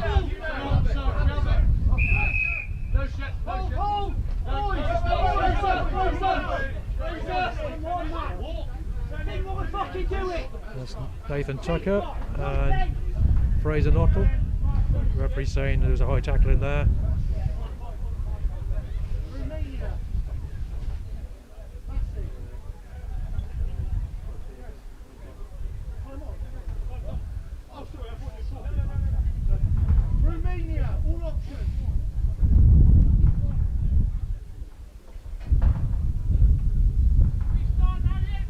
I think it's fair to say that St Austell have had so far the better of the second half in terms of territory and possession. They've certainly scored a try and a penalty. And there's Miles Davey with a line out. Goes to Mark Vine. And St Austell attempt to get the rumble on. You can see Anthony Knight and Unu at the back there. And with that man advantage in the forwards, it really should tell. CJ Boyce goes wide. And Ben Plummer steps back inside. But he's caught.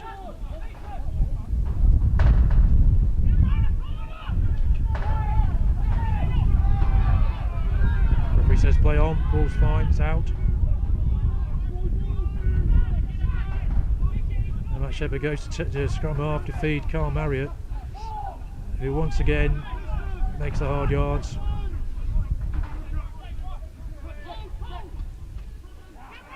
Lovely tackle once again by Luke Hudson, who's once again turned over. He's tackled so well today. He's number 6 there.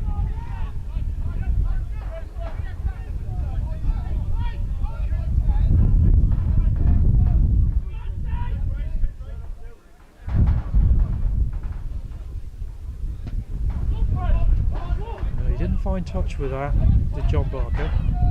He's got as far as Matt Shepherd. I think he's going to. Well, he's looking over a run himself. Beats the first man, it feeds Andy Edge. He's got Shep back inside and Fraser Knockle on the outside, but he's caught beautifully by Nathan Tucker,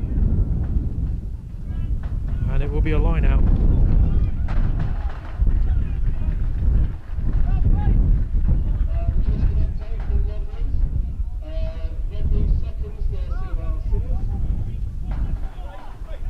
Be a Lydney line out. I think he was taken into touch with the ball. No, you can't see it because of the scaffolding. But Ashley Howes has a chance to put in, and Mark Vine got his hand to it, but he went forward. 22 Rugby, 50 Sinners.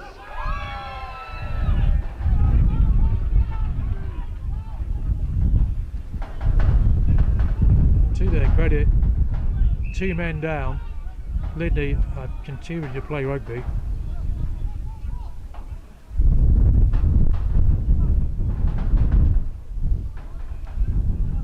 The referee saying no advantage gain, was a knock on there. Still a scrum to Lydney.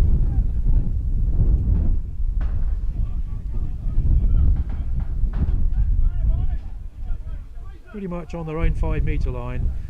They've been under pressure for most of the second half, certainly the last 15-20 minutes after the try was scored.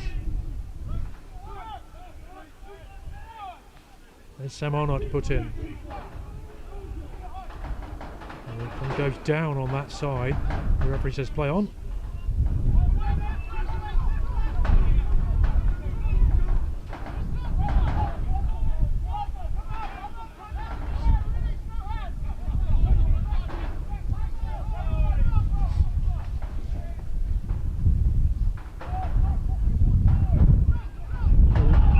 Certainly high there from Matt Shepherd.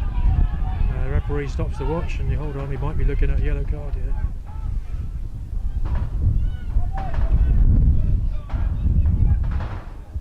Hard to say. No, he just has a quick word, no intent, he said. Sam Arnott does what he does all day, he says we'll have a run.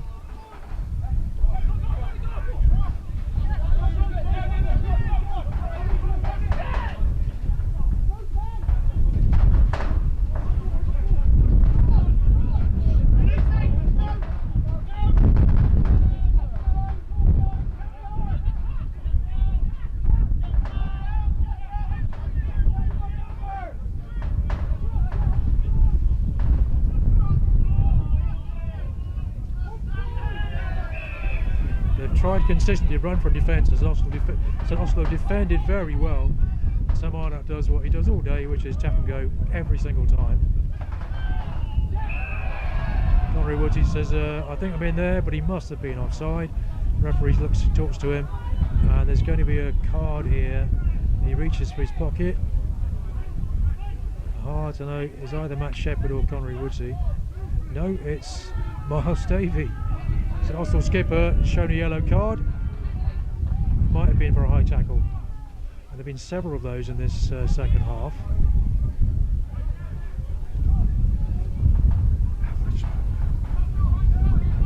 No, it's not Miles Davey, it's Matt Shepherd.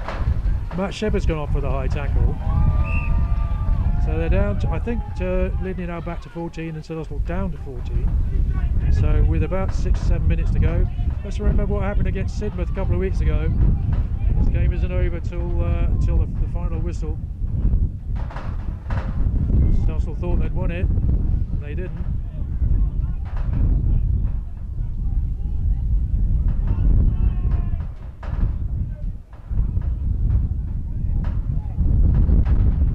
The first attacking opportunity Lydney have had in probably 20 minutes, but now St Austell have lost their key playmaker Matt Shepherd. He won't be seeing any more of this game. They've got an opportunity to get back into it. One converted try. There's Archie Bees coming on for Connery Woodsy, taking a break. Played very well. Referee's playing advantage here. You can see his arms out. So it's a Lydney ball.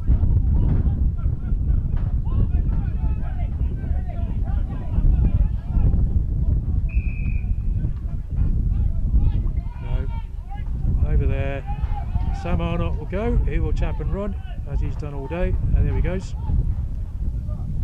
Steps back inside. This game's not over yet.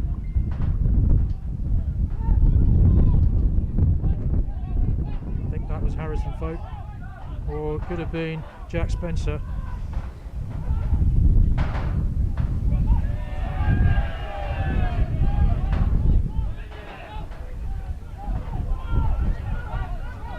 Didn't go forwards as the ref. Play on, play on. He's trying to get it in behind there and catch out. Oh, he's done so. He has done. Big chance here for Lydney. They've got men there in numbers and they've got the ball. Just on the 5-metre line.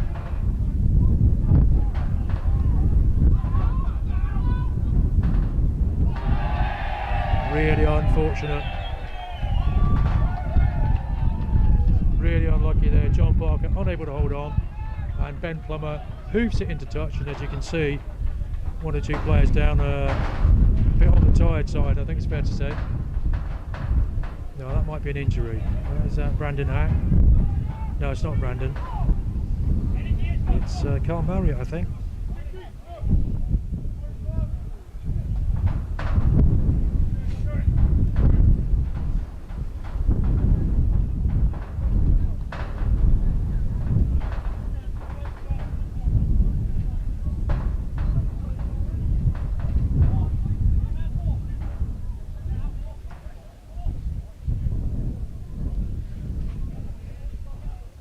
Folk, who's tackled all day.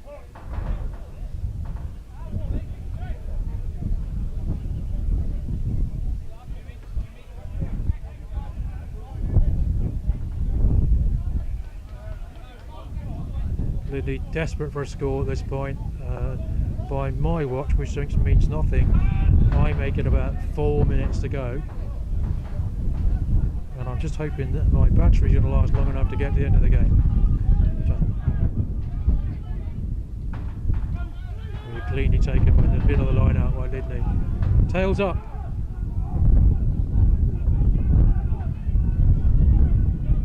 Good drive on there.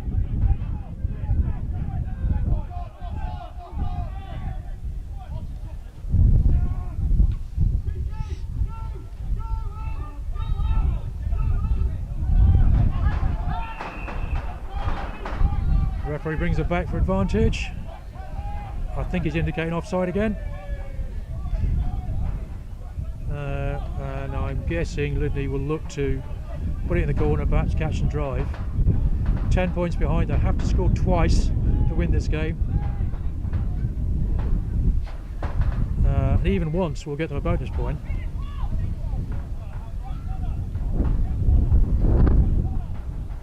I think it's fair to say this game was always going to be tight, but no one quite foresaw it being this tight.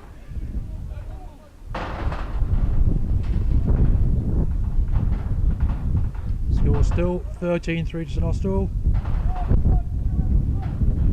And Ashley Howes throws it. Taken clean in the middle, and Lydney look to regroup and get them all moving forward, which they do.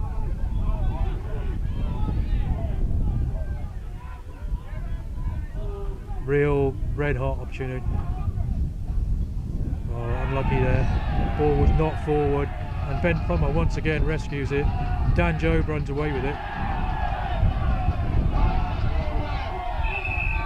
And the referee says, looks at his watch, so there can't be long left, and I think he's indicating there was a knock on there by Lydney. So he's going to bring it back for a scrummage to St Austell.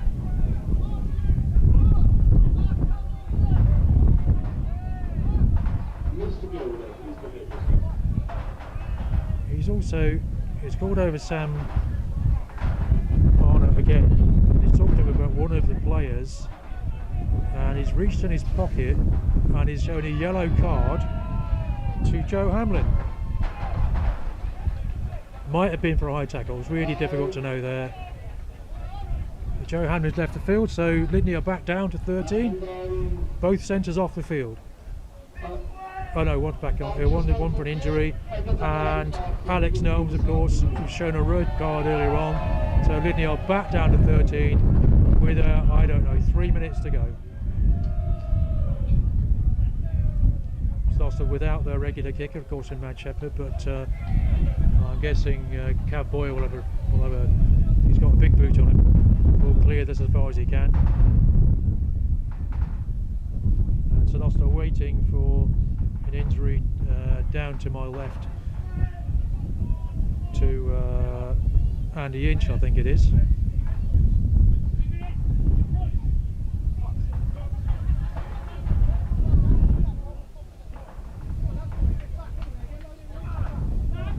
Yes, it is Andy Inch, and it looks to me like, or is it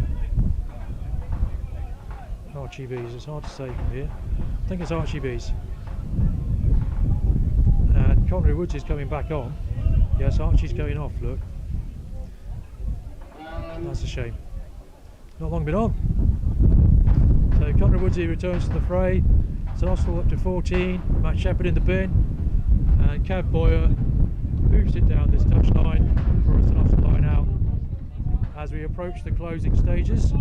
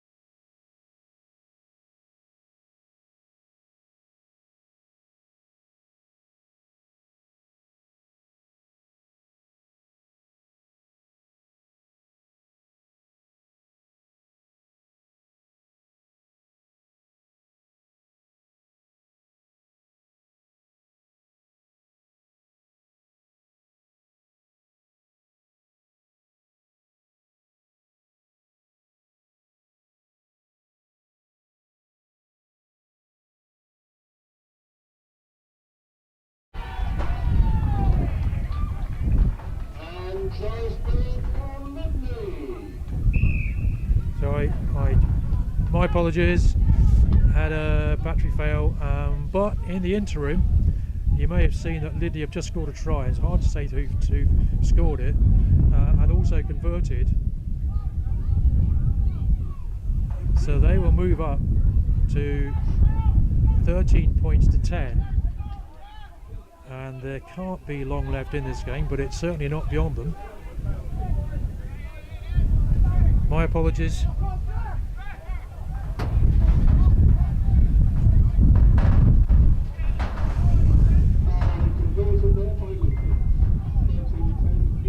No, that's RGB's. He's going to kick off. There he is. Must have been Andy Inch who went off earlier on. Any score will do it. Penalty will tie it up. Try will win it. St Austell were here 2 weeks ago where they thought they won the game, and the last kick of the game they lost to Sidmouth. Currently leading 13-10. Going right down to the wire. Matt Shepherd in the bin, and RGB's due to kick off.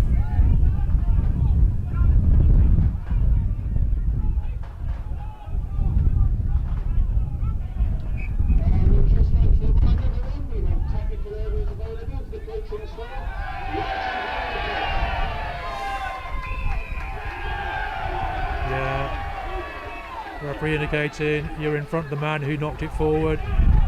Alex Welland got there first, but it will be a penalty St Austell, and they're going to have a pot at goal. So I'm guessing Archie, Cab Boy will have a pot, because this will merge them 6 points in front, and that may be enough, bearing in mind there's so little time left. Apologies, I missed the Lydney try, but you will see it. Well, no, maybe not. I'll do my best to see if I've got it recorded.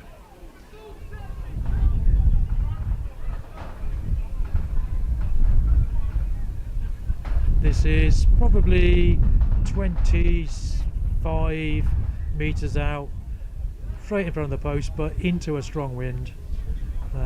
So this is not an easy kick, but I suspect at this point Carl Marriott or Miles Davies said to, right, let's have a go, because it's going to eat up the clock, and there won't be much chance left, much time left after restart, if any. So here's Cab Boyer to restore a 6 point lead, which she does. And there goes the final whistle. And as you can see what it means to the St Austell players, absolute delight. After that shock defeat to Sidmouth a couple of weeks ago, they've won an absolute cracker against a really convincing good Lydney side. 16-10 the final score. 2 tries to St Austell. First one by Mark Vian, second one by Cav Boyer, who also kicked a penalty, as did Matt Shepherd. Then he finished the game with 13 players, 1 in the bin, 1 red carded, which was Alex Nelms, which we still don't know what was for. So there you have it today. Final scores. Thanks for staying with us. Do apologise I missed the try there. One of those things, I don't get an indication, it just goes. Final score today, St Austell 16, Lydney 10.